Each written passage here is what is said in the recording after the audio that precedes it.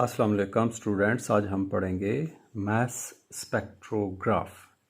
Mess spectrograph एक ऐसी device है जो आइसोटोप्स को सेपरेट करती है।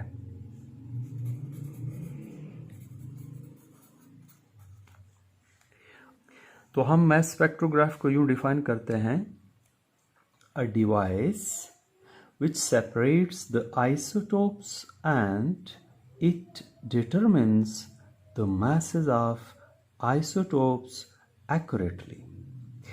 इसका प्रिंसिपल ऑफ यूज क्या है? प्रिंसिपल ऑफ यूज दरअसल चार्ज्ड पार्टिकल को अगर हम किसी मैग्नेटिक फील्ड के रीजन में से पास थ्रू करें, जैसे ये एक मैग्नेटिक फील्ड है जो परपेंडिकुलरली पेपर के इनसाइड है, ऊपर से पेपर में एंटर हो रहा है, बी मैग्नेटिक फील्ड। तो ये चार्ज पार्टिकल जो सीधे जा रहा है किसी वेलोसिटी v से, एक कांस्टेंट वेलोसिटी से, जैसे ही मैग्नेटिक फील्ड में ये पहुंचेगा तो इसके ऊपर एक फोर्स लगेगी जो इसको यूं इसके पाथ को बेंड कर देगी। दरअसल ये अपने पाथ से डेविएट कर जाएगा। अगर ये रीजन ऊपर तक मौजूद हो इधर भी, तो ये बेंडिंग जारी रहेगी हत्ता कि ये चार्ज एक सर्कुलर पाथ बना लेगा अगर इस सारे रीजन में मैग्नेटिक फील्ड मौजूद है। इसको जो फोर्स सर्कुलर पाथ पे चला देती है, उस फोर्स को हम मैग्नेटिक फोर्स कहते हैं, और वो इस चार्ज Q के ऊपर अमल करती है। तो इसकी वेलोसिटी और मैग्नेटिक फील्ड का वेक्टर प्रोडक्ट लेके हम वो फोर्स कैलकुलेट कर सकते हैं। वेलोसिटी और मैग्नेटिक फील्ड B दोनों एट राइट एंगल हैं, तो V B sine of 90 degrees. Sine of 90 आप जानते हैं कि 1 होता है, तो फोर्स की मैग्नीट्यूड ये आ जाती है QVB, charge multiplied velocity multiplied external field, magnetic field. अब यहाँ पे जो एक्सपेरिमेंटल सेटअप है उसको हम डिस्कस करते हैं। दरअसल इस डिवाइस का सेटअप है एक्सपेरिमेंटल सेटअप। एटम्स को आयंस बनाया जाता है एक आयन सोर्स में रख के। फॉर एग्जांपल ये हमारे पास एक सोर्स S है, इसके अंदर आयंस रखे हुए हैं, एटम को आयोनाइज किया गया। यहाँ से एटम्स को निकाला जाता है एक स्लिट के में से। ये स्लिट जब यहाँ से ये आयंस निकलते हैं किसी इलेक्ट्रिक फील्ड की मदद से, ये आयंस पॉजिटिवली चार्ज होते हैं, तो हम इनको एक पॉजिटिव पोटेंशियल देते हैं। और सामने एक डिटेक्टर है जिसको नेगेटिव पोटेंशियल दिया हुआ है, ये अप्लाइड पोटेंशियल है V। तो ये आयंस इस स्लिट में से एक शार्प पेंसिल बीम बना के आउट होते हैं और सामने किसी टारगेट के ऊपर जाते हैं। अगर रास्ते में हम एक मैग्नेटिक फील्ड अप्लाई कर दें जो परपेंडिकुलरली इनसाइड द पेपर है, ऐसे जैसे मैं पेंसिल रख रहा हूं, तो ये चार्ज पार्टिकल पॉजिटिवली चार्ज हैं, इनका पाथ बेंड होना शुरू हो जाएगा। अगर ये फील्ड इधर तक है तो ये बेंड होते होते ऐसे सर्कुलर पाथ बना लेंगे। हम ये नेगेटिव एंड के साथ हमने एक डिटेक्टर लगाया हुआ है, हम उसको यहाँ पे ले आते हैं। तो ये एक डिटेक्टर है D, जिसमें ये आयंस यहाँ रिसीव होते हैं और हमें एक करंट पल्स एम्पियर्स में हासिल होती है। तो ये डिटेक्टर इधर मूवेबल है लेफ़्ट राइट। अब कैसे ये आयंस सेपरेट होते हैं? दरअसल ये जो फोर्स है चार्जेस के पाथ को बेंड कर देती है सर्कुलर, तो ये बेंडिंग किसी पार्टिकल के लिए ज़्यादा और किसी के लिए कम। तो ये पाथ का बेंड होना दरअसल मैस पे डिपेंड करता है। जो पार्टिकल मैस में कम है, हल्के हैं, उनकी बेंडिंग ज़्यादा होगी, वो यहाँ पे करीब ही गिरेंगे। जो पार्टिकल भारी हैं उनकी बेंडिंग कम होगी और वो यहाँ दूर जाके गिरेंगे। जो और भारी हैं वो और जाके दूर गिरेंगे। तो ये डिटेक्टर मूवेबल है, इस तरह से उनको डिटेक्ट करेगा। अब जो पार्टिकल जिसका मास कम है तो उसकी बेंडिंग ज़्यादा है, तो वो जो सर्कल बना रहा है उसका रेडियस कम। जिसकी बेंडिंग कम है वो दूर जा रहा है पार्टिकल, वो भारी है, उसका ये रेडियस सर्कुलर पाथ का रेडियस ज़्यादा। तो रेडियस डिफरेंट हो जाता है भारी और हल्के पार्टिकल के लिए, इसलिए वो एक ही स्लिट में से निकल के मुख्तलिफ जगहों पे गिरते हैं और डिटेक्टर में एंटर होते हैं, तो करंट पल्स हासिल होती है। ये था एक्सपेरिमेंटल सेटअप।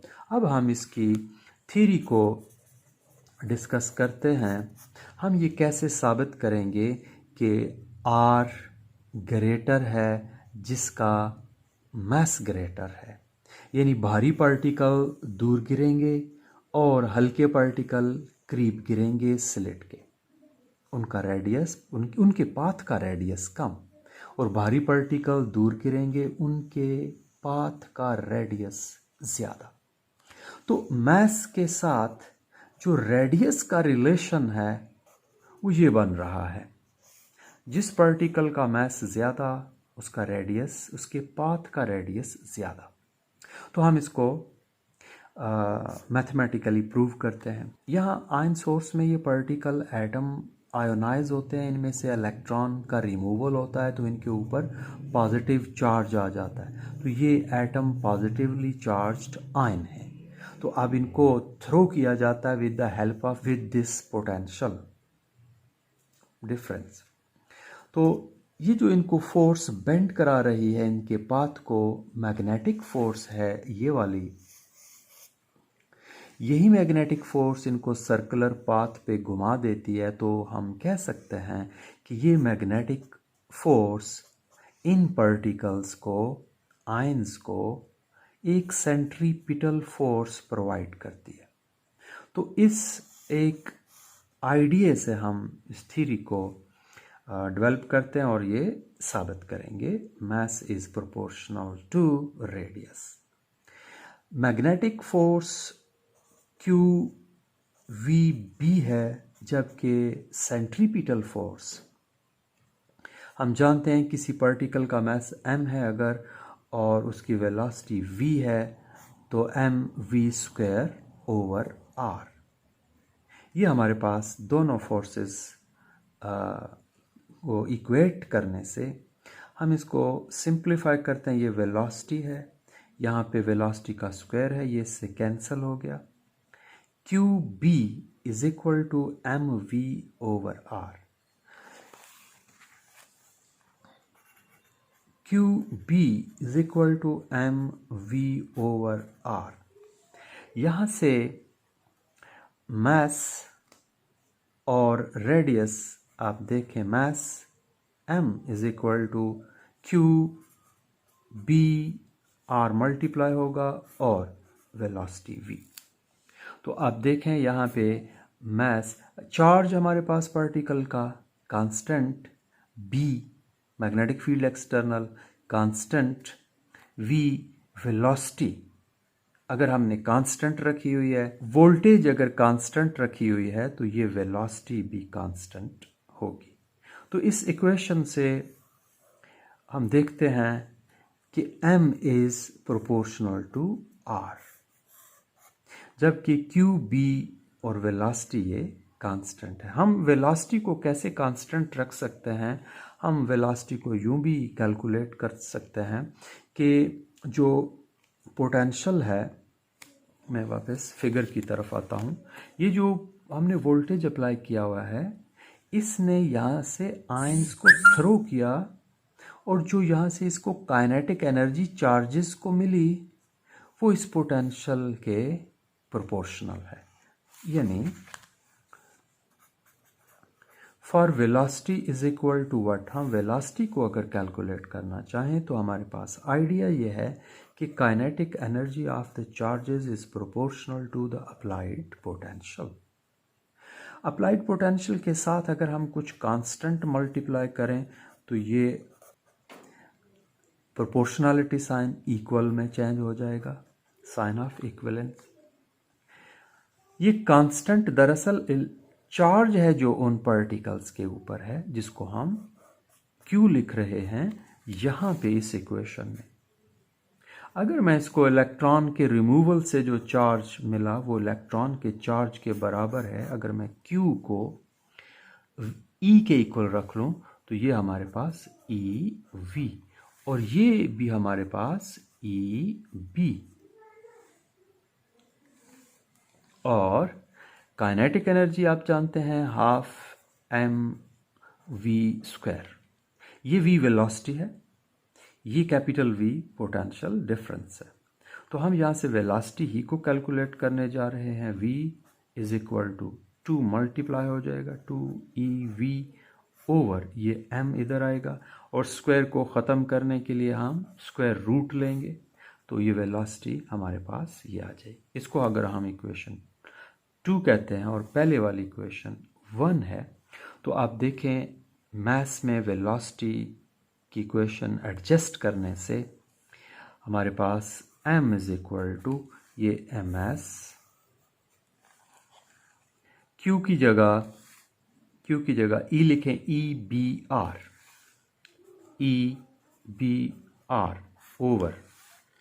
ओवर वेलोसिटी की इक्वेशन ये वाले लिख देंगे 2ev over m under the square root. Square root ख़त्म करने के लिए दोनों तरफ का स्क्वायर करेंगे, ये आ जाएगा m², charge E², magnetic field B², radius R² over 2e capital V divided by m। ये m डिनोमिनेटर का डिनोमिनेटर है, हम इसको यूं लिख सकते हैं E² B² R² over 2ev और m को मैं यहाँ लिख दूं। अब देखें ये m इस m के स्क्वायर के साथ कैंसल और ये चार्ज इस चार्ज के स्क्वायर के साथ कैंसल। हमारे पास जो इक्वेशन रह गई m is equal to e b² r² over 2v। Next page पर लिखते हैं इसको। m is equal to e b² r² over 2v। अब आप देखें कि इसमें पोटेंशियल को हम कांस्टेंट रख सकते हैं। चार्ज इलेक्ट्रॉन का कांस्टेंट है, मैग्नेटिक फील्ड कांस्टेंट है, 2 कांस्टेंट है। तो हमारे पास ये कांस्टेंट को निकालें तो m अगेन r के स्क्वायर के साथ प्रोपोर्शनल है। तो इस तरह से जो हैवी न्यूक्लियस होगा, हैवी आइसोटोप होगा, वो थोड़ा सा दूर गिरेगा स्लिट से, और जो लाइटर होगा जिसका मास कम होगा, ऐसा न्यूक्लियाई या एटम जो आयन की सूरत में है, वो स्लिट के थोड़ा करीब गिरेगा। तो इस तरह से जो एक ही स्लिट से निकल रहे हैं डिफरेंट पार्टिकल्स, वो सेपरेट हो गए। आज के लिए इतना ही काफ़ी है, इंशाल्लाह फिर मिलेंगे। ओके, अल्लाह हाफिज़।